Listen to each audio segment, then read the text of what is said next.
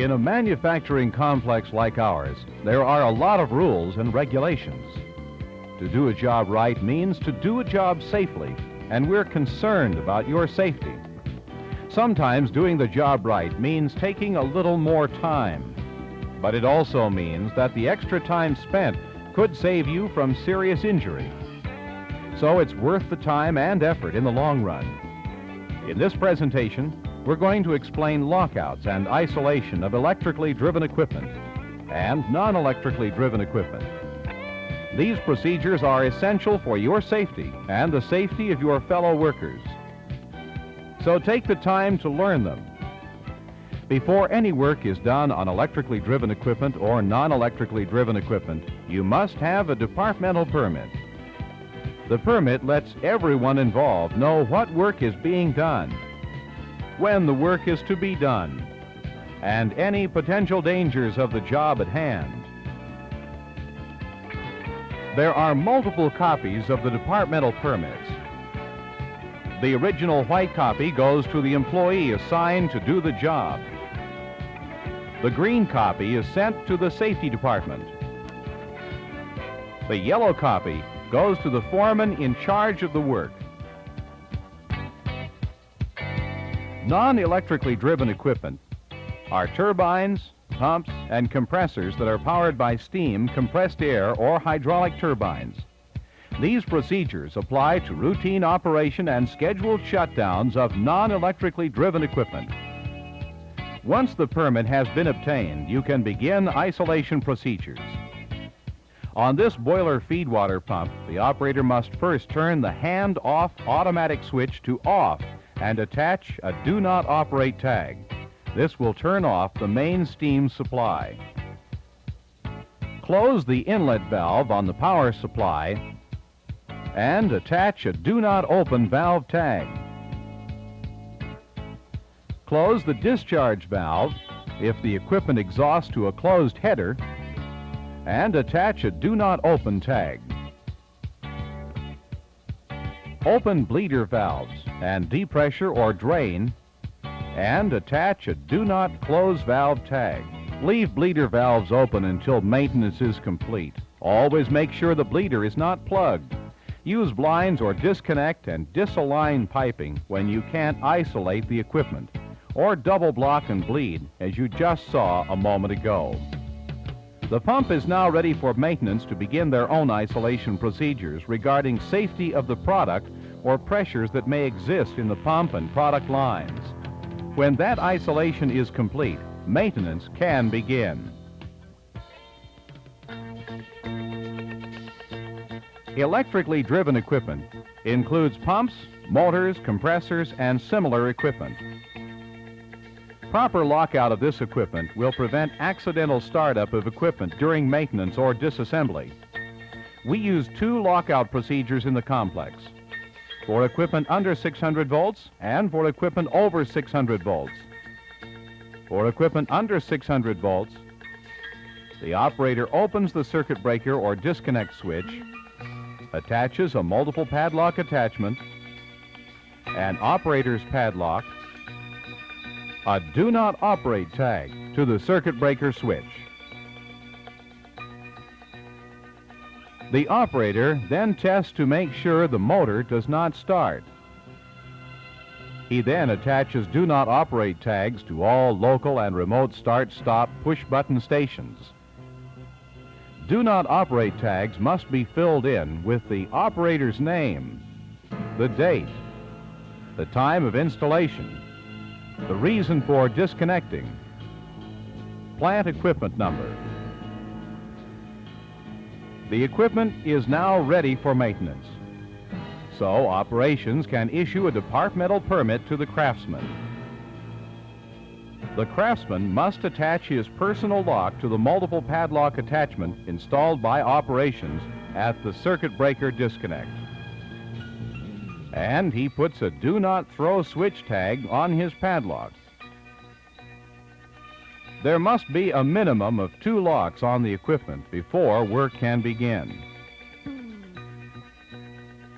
The craftsman then tests the start button to make sure the equipment is not powered.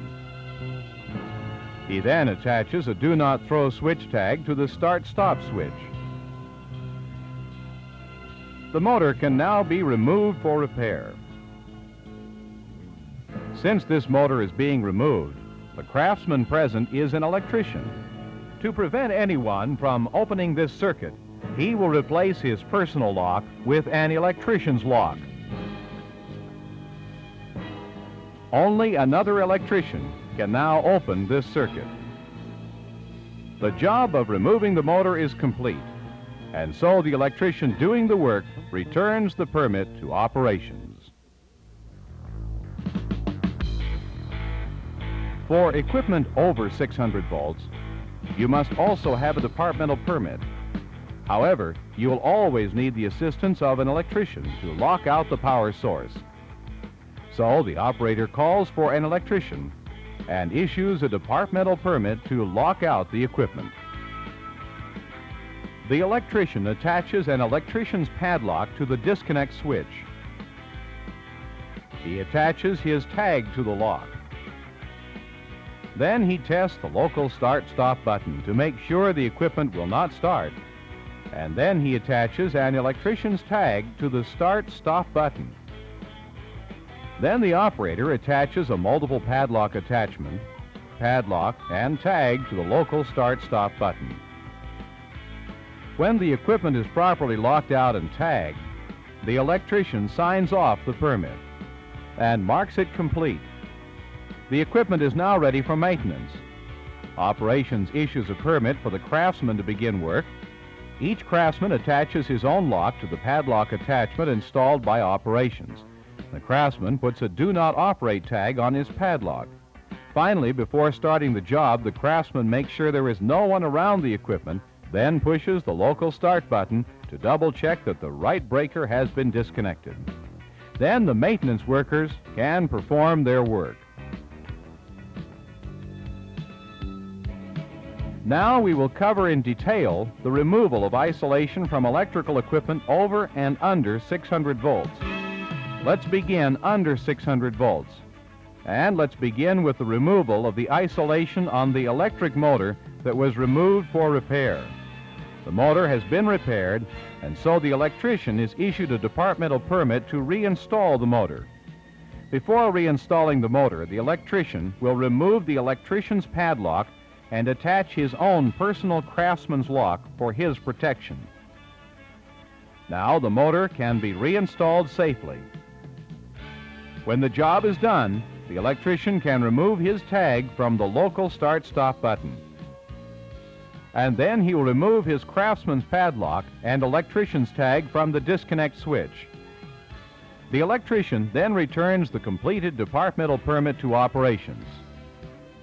Then operations removes their padlock, the operations tag, and the multiple padlock attachment.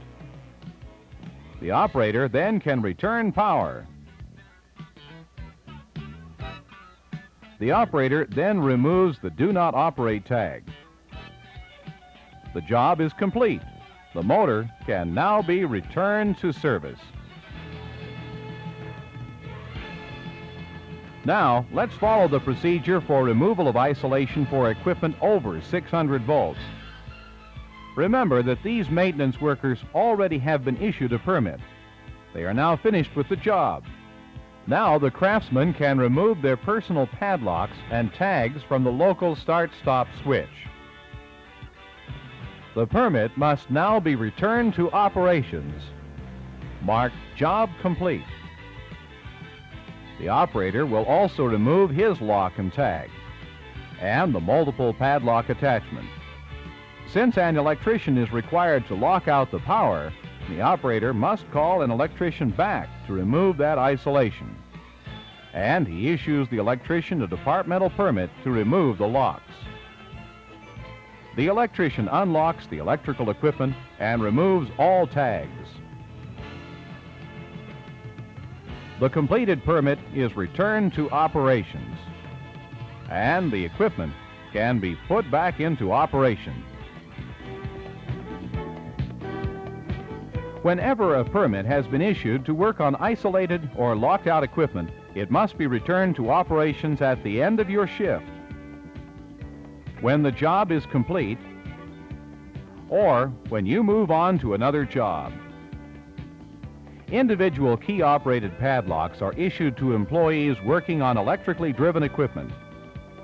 Personal locks are issued to electricians, machinists, instrument men, and fitters.